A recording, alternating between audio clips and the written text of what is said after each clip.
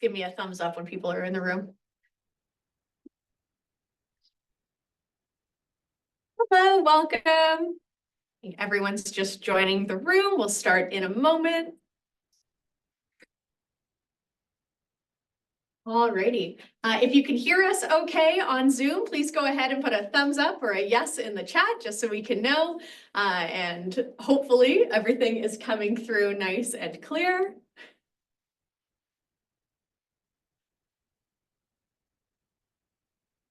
Great, fantastic. My name is Claire Wilson. I am the student recruiter for the Faculty of Science. I'm joined today by many folks who will help you on your journey to joining BPK, and I'll introduce them in just a moment.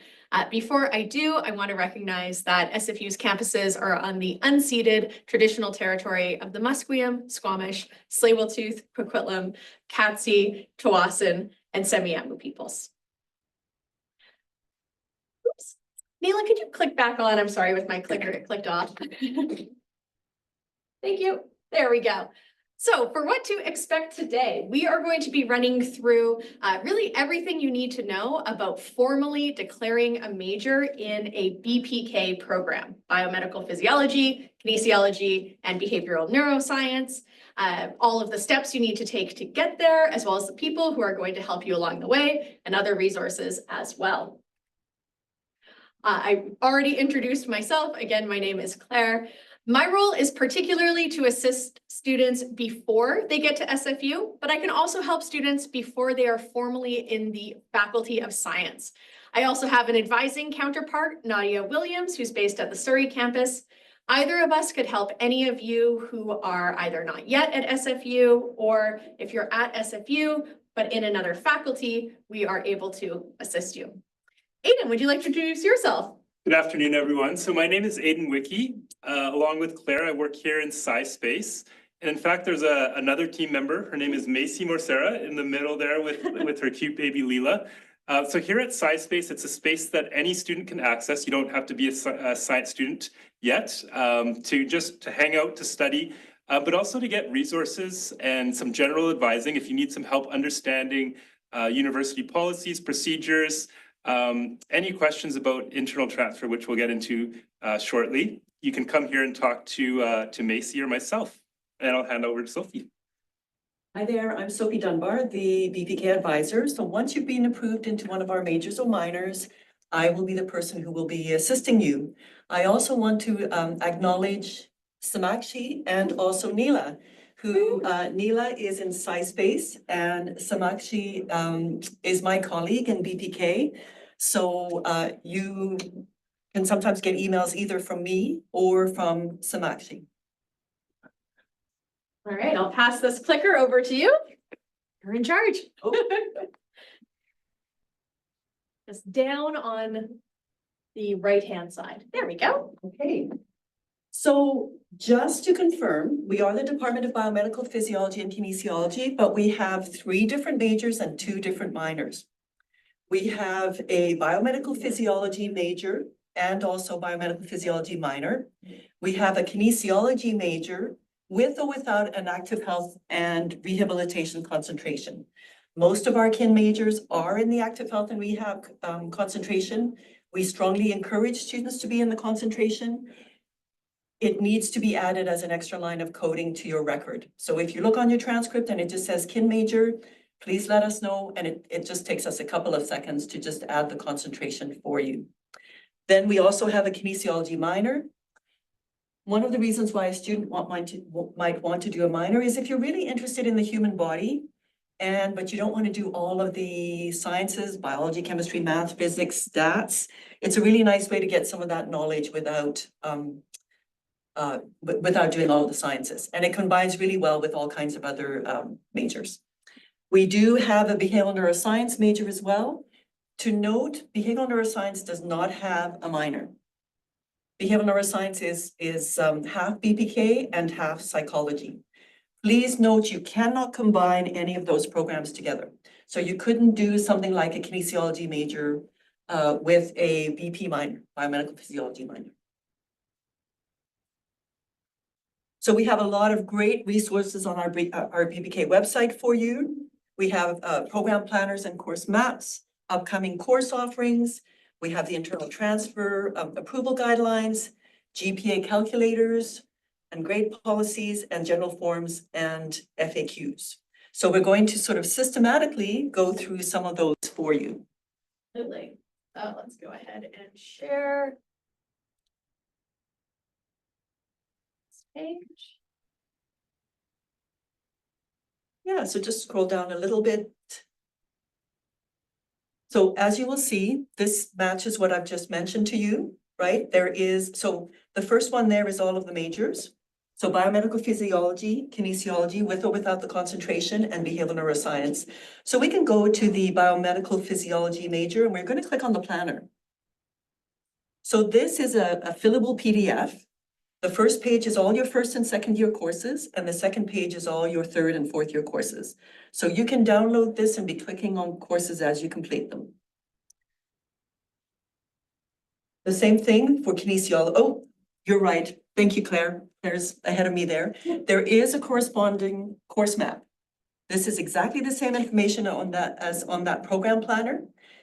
Claire, if you can click on Bioscience 101, but this is an interactive document. It takes you to the current calendar.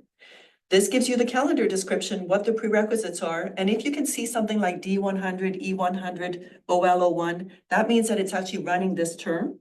So when Claire clicks on D100, it takes you to a detailed course outline. And why this is nice is most of the information you need is all in one place, including what's going to be covered from week to week and how you're going to be graded. Okay, so it's a really nice document as well. Most students use both of those, right? They download their PDF and they also have this as well.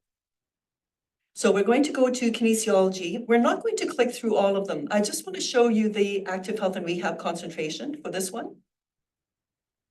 Again, the same document, first page, first and second year courses. Second page, third and fourth year courses. There's also a corresponding program map for this one. Okay. And again, the same thing for, there you go. General one, my apologies. That's okay. So it may be just a little bit about the difference between the general kin program and the active health and rehab concentration. They all require 100, they're all a Bachelor of Science, they all require 120 units. It doesn't take you any longer to finish the concentration, is what I'm trying to say. The concentration is a bit more of a targeted degree. It gives you a little less room to just jump around and take different courses, but it prepares you better to be a kinesiologist, and it also allows you to register with the BCAK, which is the British Columbia Association of Kinesiologists. Thanks, Claire. And again, exactly the same thing exists for behavioral neuroscience. Okay. And we're going to go down a little bit more just to the minor section. Exactly the same forms here. The minors don't have a course map. They tend to be a lot less courses and a lot less complicated. So these though, oh, this is the approval form. That's all right. That's all right. So there's the kin minor. Okay. Now, if we go back to the approval forms, so we're going to click on the, we might as well click on the biomedical physiology approval form and guidelines. So this is 2 or 3 pages long. It seems like it's a lot of information. Please read it. It's a lot of important information there. And you'll hear us talk about set 1 and set 2.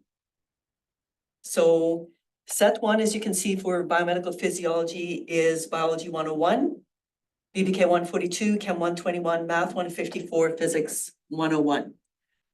A student could complete all of those courses in their first term. We don't recommend that. That's too much of a heavy load. And if they had a 3 or better GPA, they could apply. If a student has done some of set 1 and has done some general elective courses, they will need to apply after maybe their second or third term. Now, some students will have transferred courses. So you might have received some IB or AP transfer credits. So maybe you've got biology 101 and 102. either from IBAP or from Douglas College, Langara, some other post-secondary institution. That's great. Those courses count towards your degree. They don't count towards your approval GPA. So now we'll go, maybe we'll have a look at the, I think we'll go to behavioral neuroscience approval form. The KIN approval form is very similar to the BP, and that's why I won't go into great detail about that one right now. Behavioral neuroscience may be a little bit more confusing for students. So again, we have set 1 and set 2. All students must have completed BPK 142 and Psych 201 before they can apply. You have a choice of 2, you need 1 of Psych 100 or 102, and 2 of Biology 101, Chem 121, Math 154, Physics 101. And again, if you've completed all of set 1, you have a minimum 3.00 GPA, go ahead and apply. If you're just under the 3.00, you can do more set 2 courses and you can apply again. Now, for set 2, you must completed the ones that you haven't taken already in set 1 and some additional courses. You have to have a minimum of 4 courses from set 2 to be able to apply with the slightly lower GPA of 2.7. I think we've covered everything here. I think we're going to go into a bit more detail about the internal transfer process, so I don't want to go in too much here. We want to go into current students and then courses, and then the course schedule, and then BPK proposed course schedule. This is useful for you when you're trying to plan. You'll notice that it's from fall of 2024 to summer of 2026. We try and update these when we get additional information. The further you go into the future, the more chances are that there could be some last minute changes. But it gives you a sense of the general pattern when these courses are offered. The reason why this is so important is courses like 201, 205, 207, 305, 306. I've said those numbers really fast. Those are all core courses. They do not run in the summer term. So you need to make sure you've got the prerequisites completed in time to take those courses in the fall or the spring. So where are we at with this? I think we'll go to advising. You're correct. Thanks, Claire. Claire's like 1 or 2 steps ahead of me. It's great. And then if we go to the internal transfer button.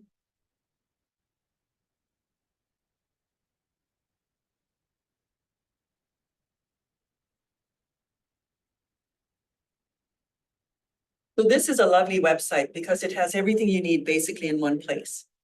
So we were talking about the internal transfer process. You know, if you're trying to decide between the different majors, you can see that the BPK programs page, the program planners, the approval forms, those are all live links. And then there's this nice handy tool, the GPA calculator. So if you're sitting there going, how do I know that I've reached that minimum 3.00 or 2.7? You go into the GPA calculator here. So let's use an example. We've got a student who had IB credit for Bioscience 101.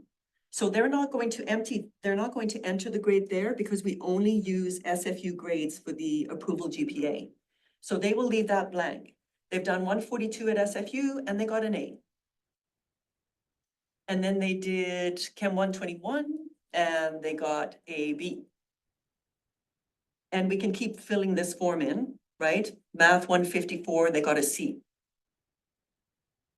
So all of set 1 would be entered in there and then it does the calculation for you at the bottom. Okay? And again, this is all from that one website. And again, there's a separate calculator for the kinesiology major. There's a separate calculator for behavioral neuroscience. We don't have, and the calculator that we just looked at for the biomedical physiology major is the same for the biomedical physiology minor. For the kinesiology minor, we're just strictly using your BPK GPA. So it doesn't have its own calculator. I think we're back to the presentation. All right, get back over.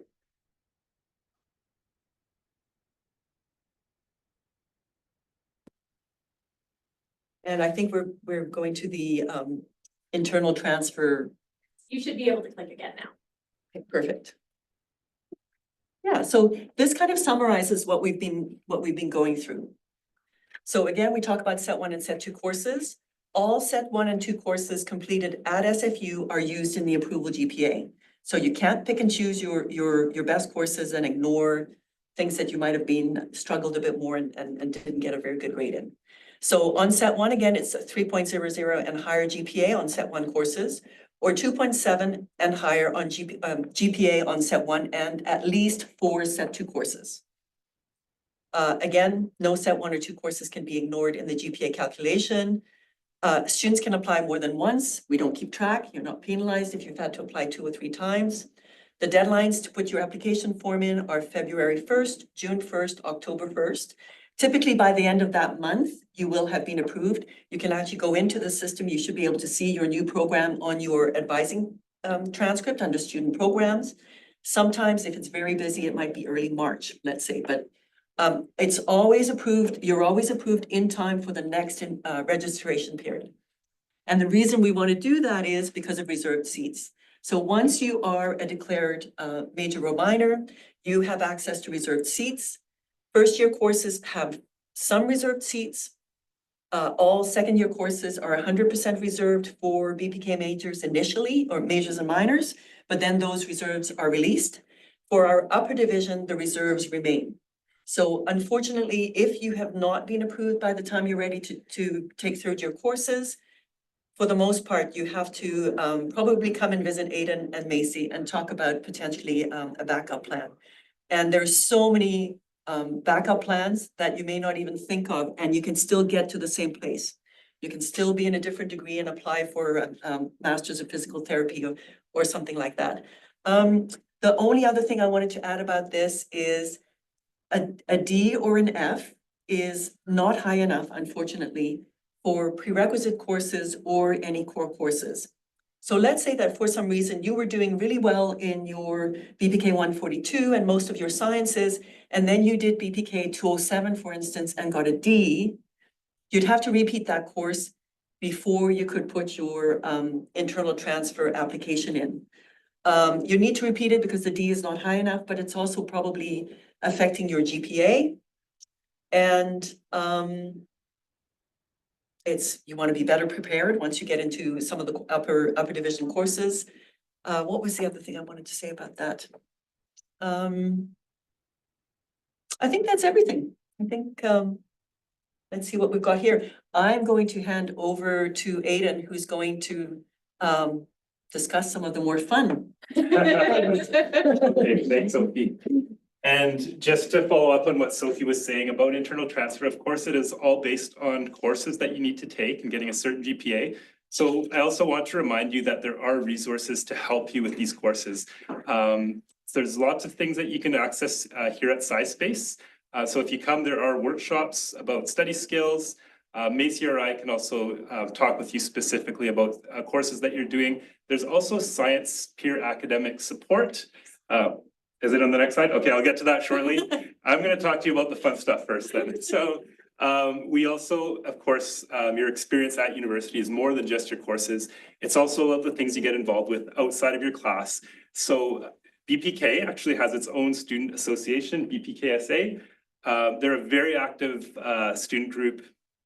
And you are actually a member of the BPKSA by virtue of being intended into BPK and taking any BPK course. So don't feel that you're excluded just because you're not in the major yet, or major or minor.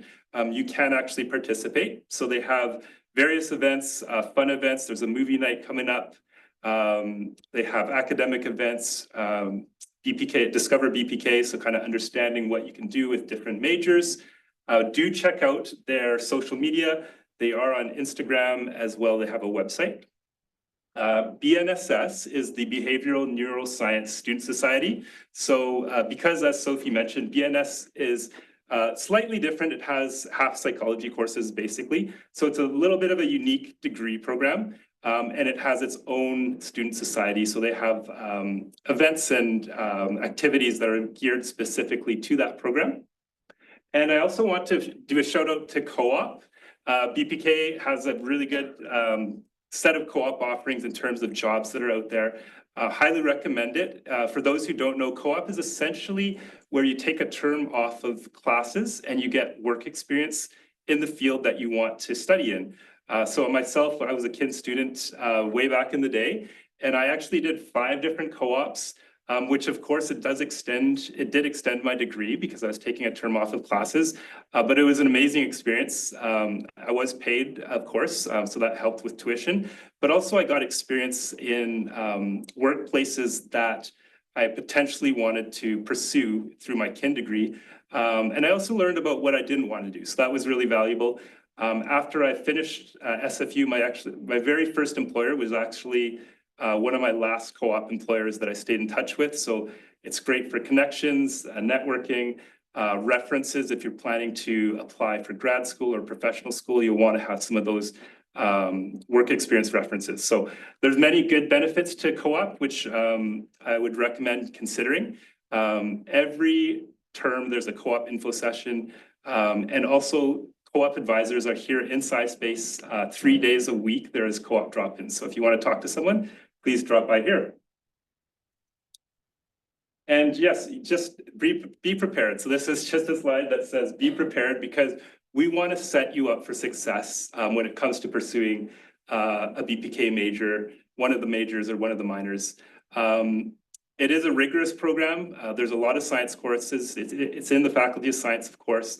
All the first year sciences are really covered. So you will find yourself in classes with all the other life science students.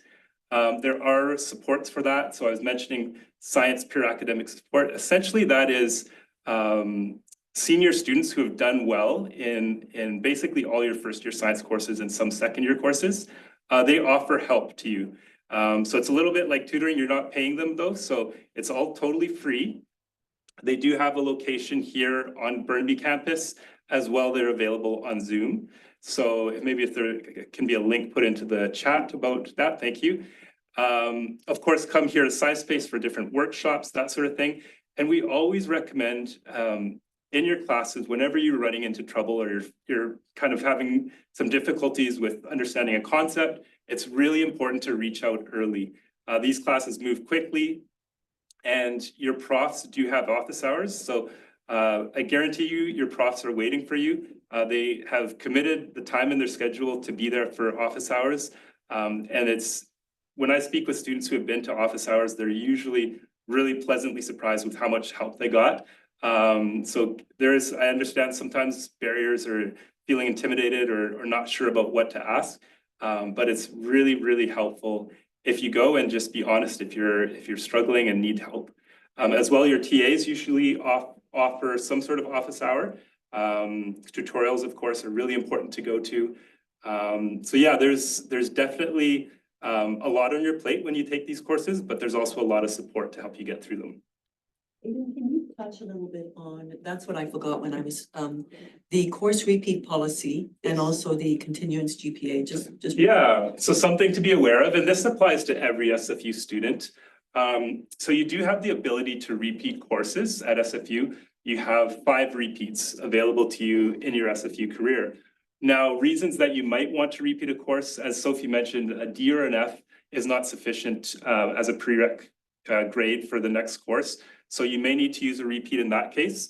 For those of you working on internal transfer, if you're trying to raise your GPA, that is another way to raise your GPA. A repeated course will replace the old grade. So it actually has a substantial swing in terms of what that can do to your GPA, your internal transfer GPA.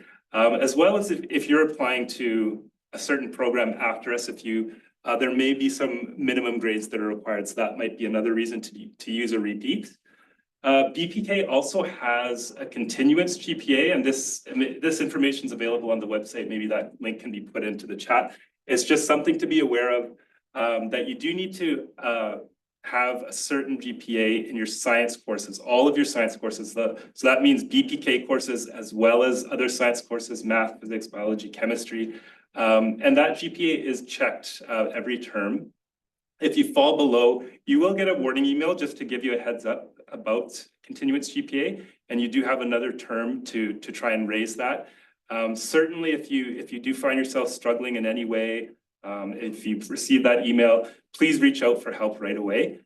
We definitely don't want to have you in a situation where you would be withdrawn from your program. By the way, that's not the end of the road. It's still possible to come back into the program. You would just do the internal internal transfer process that we just mentioned.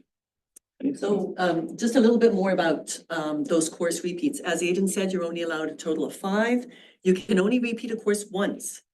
So if you had a course where you got an F and then you got a D, typically you wouldn't be given permission to take it for a third time. There's always exceptions.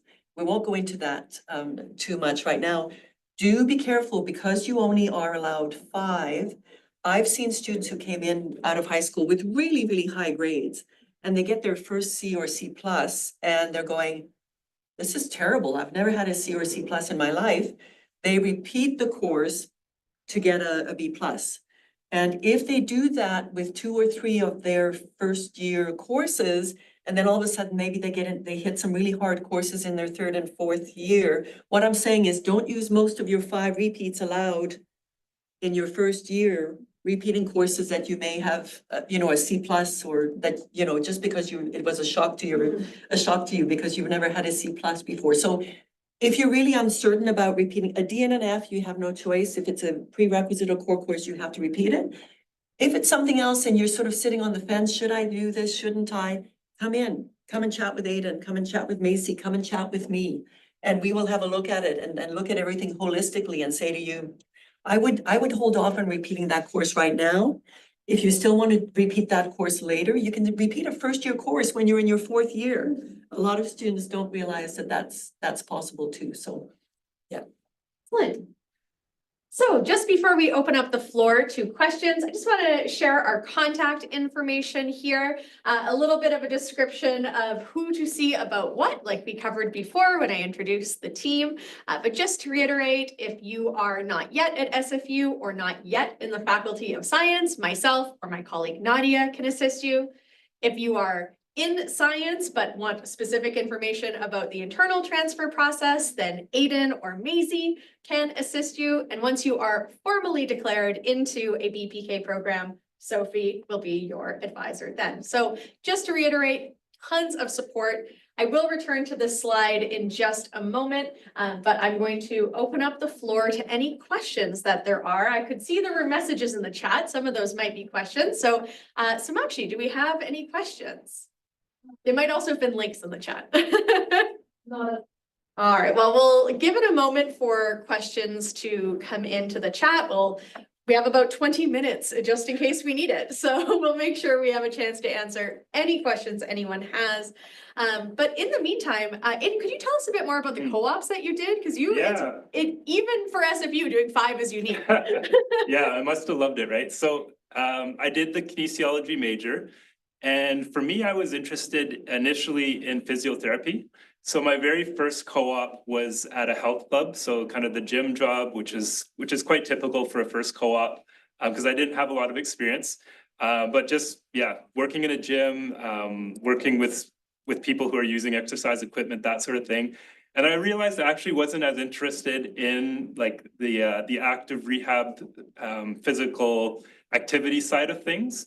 And so my second co-op was actually ergonomics. Ergonomics is basically designing things to fit the human body. And that co-op was in Alberta, in a beef plant, and a very unique workplace setting. And after having a positive experience of that co-op, when I came back to SFU the next term, that really helped guide all the courses that I wanted to take. And I started taking all the ergonomics courses, really loved them. Biomechanics, I really enjoyed that course. And my next 3 co-ops were all within that realm. One of them was in the States, so I got to work for 8 months in California and Michigan. And co-op is great because they take care of everything. They covered the visa, the company helped me to move down there, that sort of thing. And my very last co-op was in a tech company. So ergonomics is more than just physical design. It can also be cognitive design. So it can be things like designing websites or designing a menu system on a cell phone. So there's very many applications to what you'll learn in BPK that will help you get experience in many different industries out there. And again, many of these things you won't know until you try it. I certainly didn't think I'd be working at a tech company when I started in kin. So that's kind of the beauty of SFU and co-op is you can be surprised by what you learn. So And Yep. then Aiden obviously did lots of co-ops here and one in the US, but you can actually do international co-ops outside of North America. So you can do a co-op, somewhere in Asia or somewhere in Europe. There's also international exchanges. There's so many fun things that you can do as a student. So it's great to be aware of those things first and foremost. But yeah, so there was something else you said that tweaked something for me, Aiden, now I've forgotten. I'm having a senior moment. Well, it might return to you. Have any questions come in the meantime? If not, I'm going to throw to Sophie. You mentioned earlier students who do the kinesiology major with the active health and rehabilitation concentration can be certified as kinesiologists. Can you tell us more about what that is like and what that kind of career is? Yeah, so we're in a really interesting transition period with kinesiologists. There's always been a number of jobs for kinesiologists, and maybe even Aiden knows a little bit more about this, but the transition is that in Ontario, for instance, they're a little ahead of us. Kinesiologists can bill to the medical services plan. They are considered allied health professionals.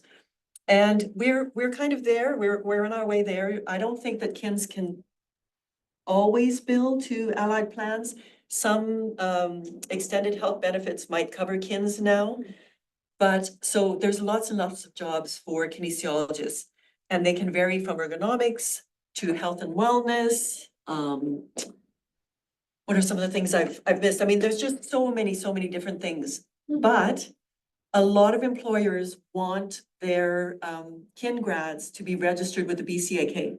And so the BCAK is the British Columbia Association of Kinesiologists. They have their own criteria that KINs need to meet so that they can be registered with them. They've just changed the requirements as of January 2025. It's all on their website. And we have made sure that our active health and rehab concentration has kept pace with the changes at BCAK. So one of the things that they've added BPK 375. BPK 375 is human growth and development. So in our new calendar, which will be coming out shortly, and the kin planner, active health will match the new calendar, it will include BPK 375. Did that cover? Absolutely. That was great. Excellent. If no more questions have popped in, well, I'm going to assume that's because we were very thorough and that we didn't just baffle folks into silence. If any questions pop up after today, things that are on your mind, please do not hesitate to reach out. Email addresses for many of the advisors are here. For Sophie specifically, it's a contact form through the website. But since most of this audience is internal transfer, you can email any of those addresses there, and we will absolutely be able to assist you. I want to give such a huge thank you to Smakshi and Neela on the back end. You can't see them from the camera, but they've done all the heavy lifting to make the technology and all of the planning go smoothly. So thank you so much to you both. Thank you all so much for being here, and we look forward to helping you out getting into BPK. And I think we were recording this, so if you're thinking, what was that they said? Yes. It will be posted on our BPK website shortly, and then you can go and access it again if you wish. You notice there's a nice QR code here for how to contact everybody here. We have a QR code for BPK for advising. We have a QR code that takes you to all of the forms and resources.